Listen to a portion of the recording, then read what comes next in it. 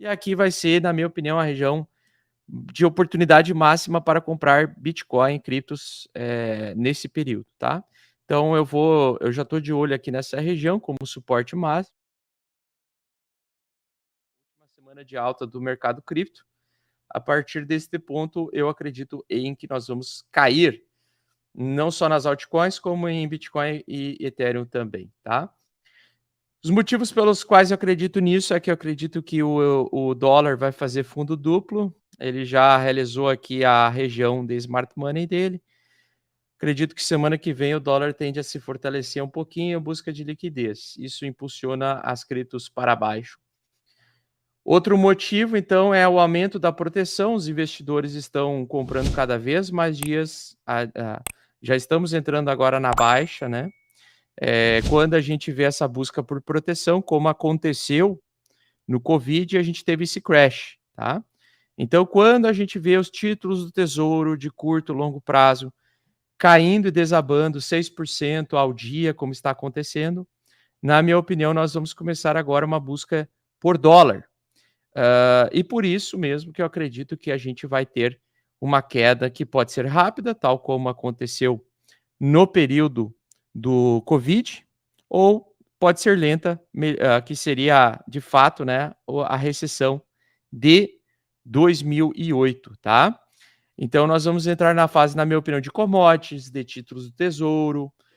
Muitos investidores estão comprando títulos do Tesouro porque acreditam na queda, perdeu o fundo anterior.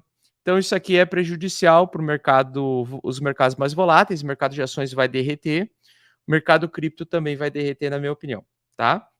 Muito, não porque eu não acredito que o Bitcoin funciona como reserva de valor. A única chance do Bitcoin subir seria ele subir sozinho e ser encarado como reserva de valor. Como as altcoins subiram junto com o Bitcoin, eu não estou confiante que o mercado cripto vai conseguir suportar esta queda, tá? Por quê? Porque eu acredito que a maior parte dos investidores hoje de cripto são especuladores, são pessoas que gostam ou que têm um apetite maior ao risco. Então, se o Bitcoin não subir sozinho, né, eu gostaria de ver o Bitcoin subindo sozinho, porque daí seria uma aprovação para o Bitcoin de que ele poderia ser uma reserva de valor. E mesmo assim, né, em casos de recessão, o ouro se desvalorizou 40%, outros ativos também de proteção, supostamente de proteção, também se desvalorizaram. E eu acredito que nós estamos, então, na região mais perigosa para comprar, tá? Augusto, onde é que você compraria, né? Eu só compraria se a gente entrasse bull market, no caso do Bitcoin, seria ultrapassar os $34.000 e se manter acima. Eu não teria problema nenhum em assumir a perda dessa alta. Por quê? Porque o contexto está ruim e eu prefiro dormir um sono pleno do que comprar neste exato momento em região de smart money, tá?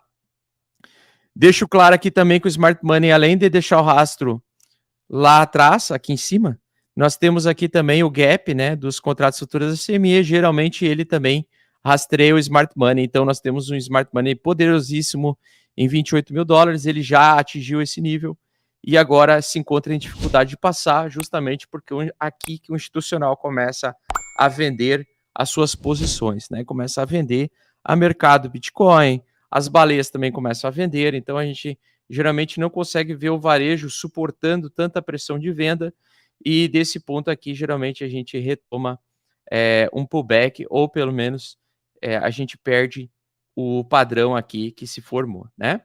Então, a gente tem, pessoal, um megafone aqui formado. O megafone, geralmente, ele é rompido no futuro, tá? Então, esse megafone nada mais é do que um triângulo, tá? Esse triângulo aqui é um rastro de smart money, ok? Então, nessa região aqui, ele está com muitas chances, né, de perder este fundo aqui depois, e depois essa vai ser a primeira grande resistência do Bitcoin lá no futuro, na fase da depressão, tá? Mas, Augusto, ele está fazendo topos e fundos ascendentes acima da média 8 semanal, exatamente. Porém, ele já está com uma divergência bearish aqui. Ele está com uma divergência bearish no RSI. Esse é um dos principais motivos pelos quais acredito que o mercado vai se segurar e não vai conseguir superar. Outro motivo principal é MACD semanal. Então, o MACD semanal já fez a primeira onda de baixa aqui atrás, né, no pullback, aqui atrás. Aí ele subiu agora um pouquinho e agora ele vai querer inverter, né, porque ele geralmente faz esse segundo movimento de onda para geralmente o MACD derrete numa velocidade menor do que o preço. Então, o preço tende a cair, enquanto o MACD faz depois uma divergência bullish no semanal. Então, eu acredito que vai abrir essa segunda pernada de baixa. Essa segunda pernada de baixa, na minha concepção, pode bater os $12.000. Ainda mantenho essa opinião, tá? Acredito também que ele vai buscar essa liquidez desta barra aqui, debaixo.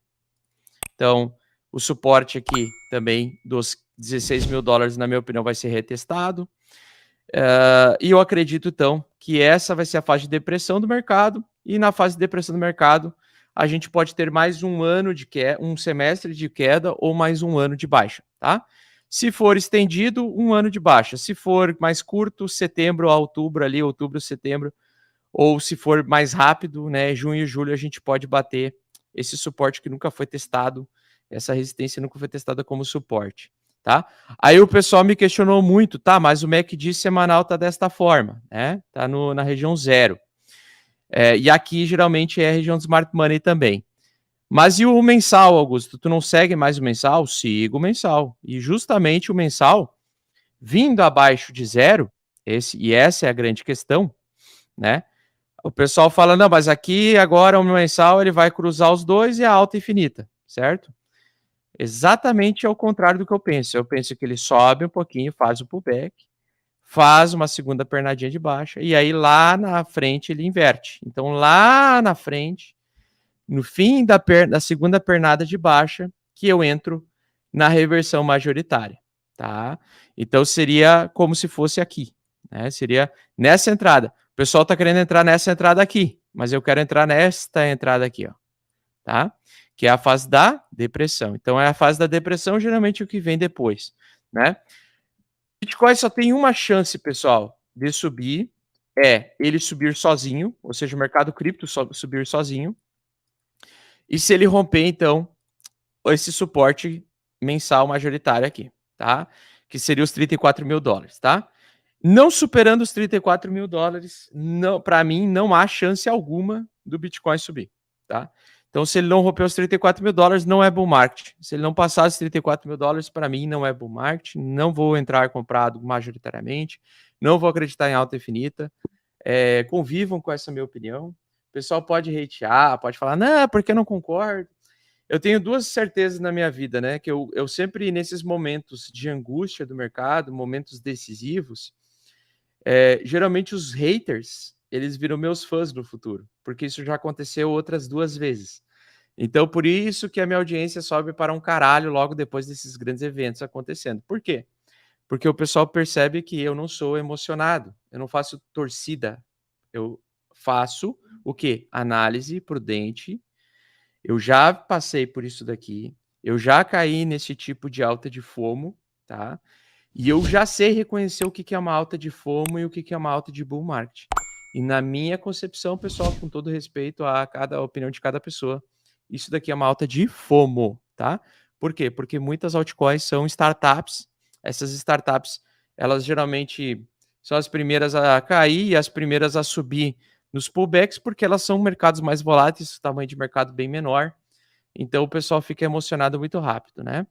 Mas como o meu objetivo é a proteção patrimonial em contextos ruins, e por isso que eu toquei o funk do urso, né? Do inverno cripto, é porque ainda estamos no inverno cripto enquanto a gente não superar essa região dos $34.000 por unidade de Bitcoin e manter uma semana acima, pelo menos, nós não temos mercado em alta, nós temos mercado em baixa, tá? Ah, mas subiu de 15 mil para 30 mil. Beleza, né? Subiu. Foi aquela retração que eu comentei com vocês, é o rally de alta, né? Um período de alta para o mercado continuar caindo. Do período aqui que eu estava comprado, né, quando ele deu essa barra de confirmação, né, nos 19,5 eu entrei, até o momento em que ele chegou nesse ponto aqui, perda, eu fiquei comprado ainda, porque aqui só deu uma barra de sinal, mas apenas com 20%. Por quê? Porque por conta do contexto eu não sei se o mercado vai derreter. Em algum momento aumentei a minha exposição para 30% e depois reduzi agora recentemente para 20% novamente, ontem à noite reduzi ela, tá? No momento do fechamento desse gap. E agora, o meu alvo para o mercado cripto é realmente a região dos $12.000, né?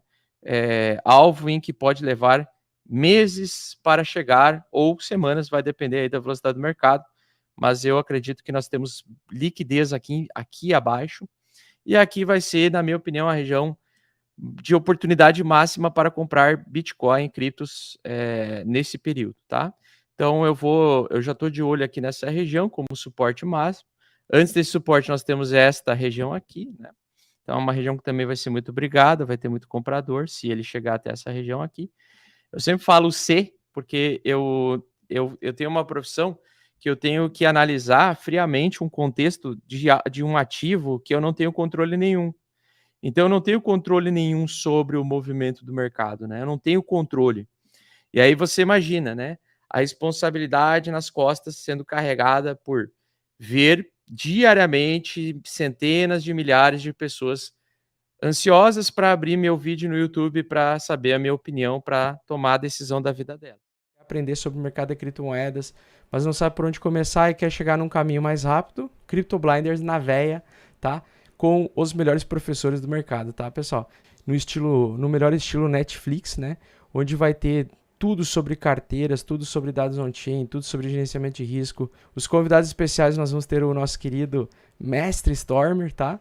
Nós vamos ter o Orlando Delamay também em algumas aulas e o mestre Moonstock, Igor Moonstock. Então nós vamos ter algumas aulas aí com essas